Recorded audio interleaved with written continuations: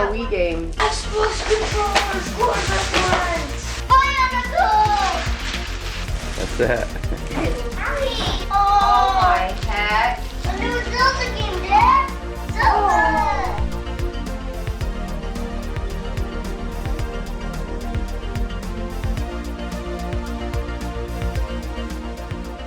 Welcome to Rewind, the show where we explore late 90s and early 2000s pop culture that has impacted me and many others. And on today's episode, we're talking about the PlayStation 2. I never had a PlayStation 2. Well, I thought since you do the rewind stuff, I thought this would be a perfect video for that. Dude, I had an Xbox. You were the one with the PlayStations. Well, I don't know, I thought it may be a great video for you to make. I think you should make the video. I make videos? You lazy f***.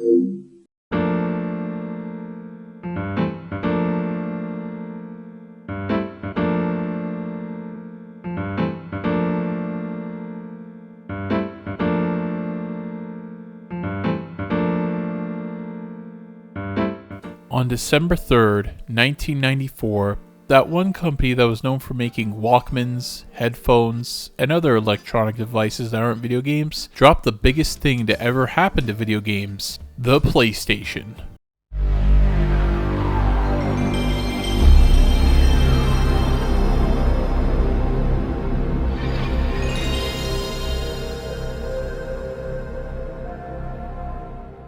This console came from a failed collaboration with Nintendo, in which the latter was looking to make a new disc-based add-on for the Super Famicom. The project fell through, and Sony went on to be a big competitor for both Nintendo and Sega. In fact, Sony is one of the reasons that Sega never makes consoles anymore. Or maybe just bad marketing on Sega's part. Sony quickly became a cornerstone in the gaming industry, selling over 50 million units by the turn of the century. With Sony on top of the world, a new console was created to usher in the new millennium, the PlayStation 2.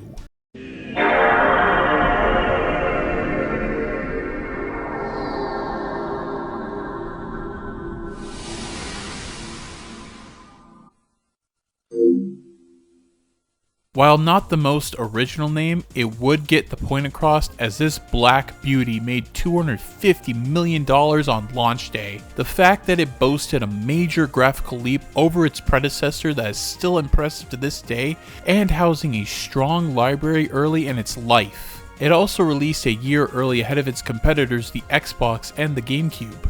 In fact, because it was released early, Sony couldn't utilize technology that would actually make both the Xbox and even the GameCube more powerful than the PS2. In fact, it's been reported that the PS2 was notoriously hard to develop on compared to both its competition and the predecessor. This is mainly due to the PS2 having very complex architecture for programming on the console at the time. While those disadvantages would have spelled doom for Sony's beloved console brand, it overcame both of those challenges by actually having one thing that mattered the most: games. Between the years 2000 and 2013, there were roughly over 4,000 games developed for the PS2 according to several sources, contrast to both the GameCube and the Xbox having less than 1,000 games developed. This includes various exclusives from both first and third-party developers, with many games still only playable through PS2 hardware, or lack thereof, but we'll get to that in a second. Sony had several studios who they owned or had contracted to create exclusive games, and several companies who wanted to develop games for the PS2 because everyone was buying this console. Yes, the Xbox had Halo and 24 million units sold. Yes, the GameCube had Mario, Zelda, Metroid, and 21 million units sold. The PS2 had Metal Gear Solid, Ratchet & Clank, Jak and Daxter, Gran Turismo, Sly Cooper, Ace Combat, Final Fantasy X, 11, and 12, Kingdom Hearts, Devil May Cry, God of War, and was the first console to get Grand Theft Auto 3, Vice City, and San Andreas as timed exclusives. In fact, GTA San Andreas is the highest selling PS2 game of all time. In fact, PS2 is the greatest selling console of all time. Am I being biased? Yes. Do I have a valid reason to be biased? Yes. The numbers don't lie, with over 160 million units sold. Hail to the fucking king, baby. It can also play PS1 games. What the fuck is up, GameCube? It can also play DVDs off the rip. What the fuck is up, Xbox? Alright, enough glazing for a minute. Let me tell you about the time I got my PS2 for Christmas. It was 2003, and I had played Kingdom Hearts at a relative's house. I fell in love when I played it, and I knew what I wanted that Christmas. Christmas came, and so did I. So did my PS2 with Kingdom Hearts and a second game, Hulk, based on the 2003 movie of the same name. Kingdom Hearts is one of my favorite games on the PS2. There is definitely copious amounts of cringe throughout the franchise. No. Shion. Who else will I have ice cream with? But it still holds a special place in my heart, mainly due to nostalgia. Hulk was alright, but nothing remarkable, unlike Hulk Ultimate Destruction, which would have come out 2 years later. The movie, on the other hand, was one of the worst comic book movies ever made. Emphasis on comic book.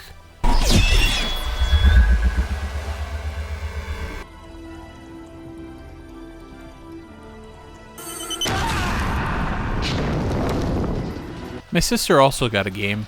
It was Barbie Horse Adventures.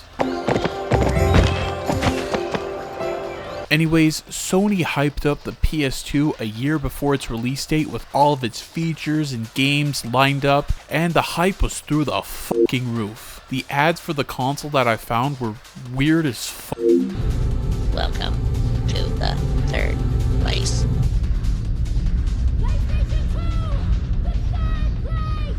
But the ads for a lot of the games are what got people to actually buy the console.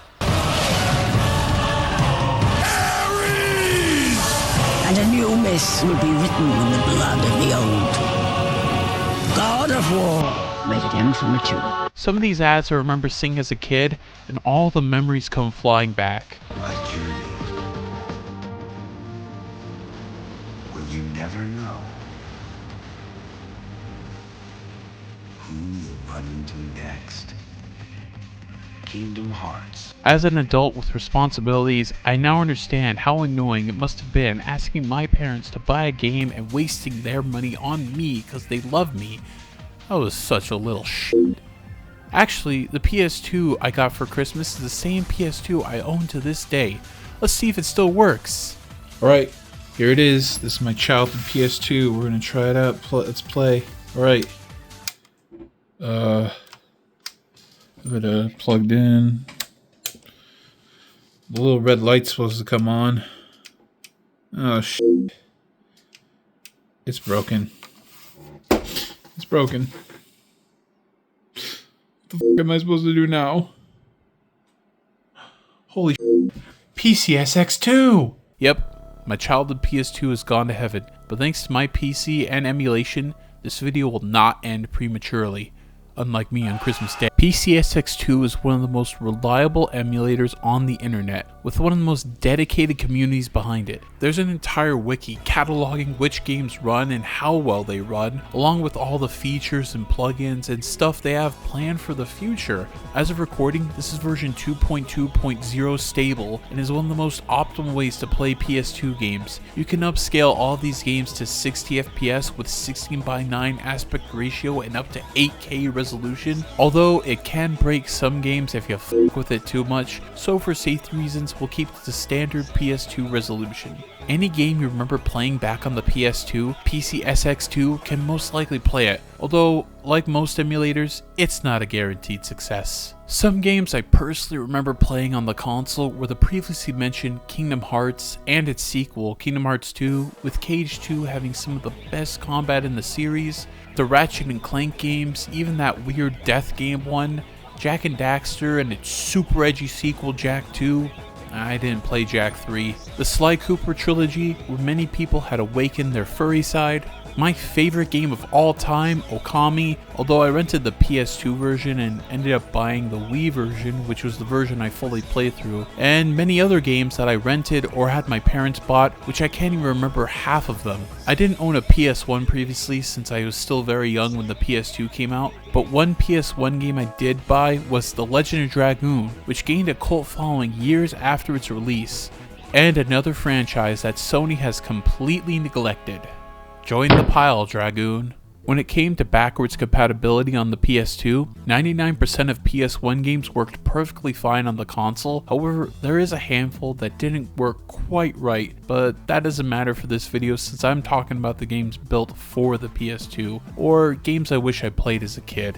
I grew up in a religious household and my mom did not want me playing M-rated games, which looking back was just my mom being a good parent, although some of these games I still wish I had experienced in their heyday. Some of these games are the Metal Gear Solid games, which would have blown my young mind then if not for the M rating preventing me from playing it. Other big boy games like GTA and God of War would be games my mom definitely would not be okay with me playing, and games like Devil May Cry and Resident Evil 4 were also off limits. Other games that I could play but I didn't get around to were Final Fantasy X, Dragon Quest VIII, Dark Cloud, Gran Turismo, although I'm not really into racing or sports games. Some games that I didn't play in childhood that I would in adulthood are Katamari Damacy, Ico and Shadow of the Colossus with the PS3 remasters, Beyond Good and Evil, Red Dead Revolver, the janky precursor to Redemption, and since I am an adult now, the M-rated games I mentioned before I have now played in my adulthood. It feels great to be adult, f*** my childhood. I do appreciate that companies will re-release some of their best games onto modern hardware, however game preservation is in a less than ideal state right now, so I think that people ripping games to run on emulators are the greatest soldiers in the front of video game preservation. Don't lecture me on legality of video game ROM distribution or how there's more legal ways for preservation. If the companies are not going to care about what happens to older games, then it's up to the independent communities to keep some kind of archive so that these games are not lost forever, even the really shitty ones. I could go on for hours on the actual games themselves and the different peripherals and console variations, but since this video will be released around the 25th anniversary of the Japanese release of the PS2, I thought to make an even bigger video covering a bunch of PS2 games to release in October, which is the 25th anniversary of the North American release. Cause I'm an American boy with the big cheeseburger and the big pizza and the baseball and the football and the Bruce Springsteen. Also, don't expect me to do videos for every release date for the PS2, cause I'm an American boy.